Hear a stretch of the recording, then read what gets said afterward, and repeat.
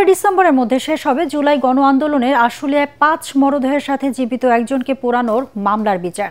রাষ্ট্রপক্ষের 23তম সাক্ষীর সাক্ষ্য গ্রহণ শেষে একথা জানান প্রসিকিউটর মিজানুল ইসলাম।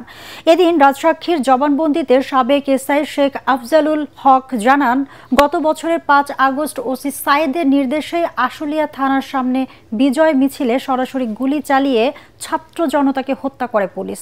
পরে ওসির নির্দেশেই পেট্রোল ঢেলে মরদেহ পুড়িয়ে দেয় তারা। এ সময় শহীদ পরিবার ও ট্রাইব্যুনালের কাছে ক্ষমা চান তিনি। হুমায়ুন চিস্তি রিপোর্ট। জুলাই গণ আন্দোলনে রাজধানীর আশুলিয়ায় সবচেয়ে নির্মম ও হৃদয় বিদারক ঘটনা ঘটায় পুলিশ। শেখ হাসিনা দেশ ছেড়ে পালানোর দিন 5 আগস্ট পুলিশের গুলিতে 5 জন নিহত হন এবং একজন গুরুতর আহত হন। পরে নিহত 5 জনের লাশ ও আহত ব্যক্তিকে পুলিশ ভ্যানে তুলে পেট্রোল ঢেলে পুড়িয়ে ফেলা হয়। ওই ঘটনা সামাজিক যোগাযোগ মাধ্যমে ছড়িয়ে পড়লে দেশজুড়ে ওঠে সমালোচনার ঝড়। আন্তর্জাতিক অপরাধ ট্রাইব্যুনালে রোমহর্ষক সেই হত্যাকাণ্ডের বিচারে বুধবার রাজসাক্ষী হিসেবে সাক্ষ্য দেন ওই সময় সাভার থানার এসআই হিসেবে দায়িত্ব পালনকারী শেখ আফজালুল হক। রাষ্ট্রপক্ষের 23তম সাক্ষী হিসেবে তুলে ধরেন সেদিনকার বিস্তারিত ঘটনা।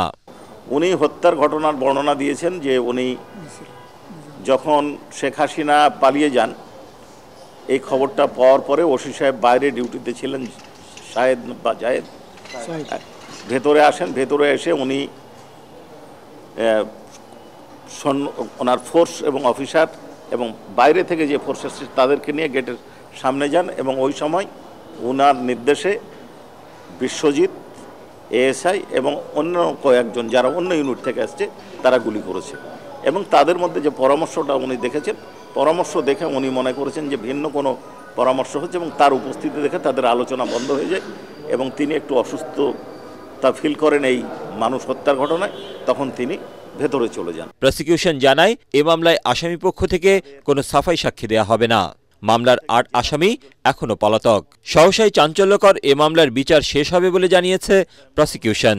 আগামীকাল এই সাক্ষীর জেরা শেষ হওয়ার পরে আমরা স্ক্রুটিনি করব। আশা করছি আর 2-1টা সাক্ষী নেওয়ার পর তদন্তকারী কর্মকর্তার সাক্ষ্য দেব এবং শেষ হয়ে যাবে। এবং এখন পর্যন্ত আমাদের কাছে প্রাপ্ত তথ্য অনুযায়ী ডিফেন্স কোনো সাফাই সাক্ষী দিচ্ছেন না। কাজেই আমরা আশা করছি যদি অনারেবল ট্রাইব্যুনাল ডিফেন্সে কোনো আবেদনের প্রেক্ষিতে সাফাই সাক্ষীর আবেদন মঞ্জুর না করেন, তাহলে আগামী মাসের 15 তারিখের মধ্যে এই মামলা যুক্তিতর্ক শেষ হবে। এদিকে ট্রাইব্যুনাল 1-এ রাজধানীর চানখারপুলে 6 জনকে হত্যার মামলায় জবানবন্দি দিয়েছেন তদন্তকারী কর্মকর্তা মনিরুল ইসলাম। আগামী রোববার তাকে জেরা করবেন আসামি পক্ষের আইনজীবীরা।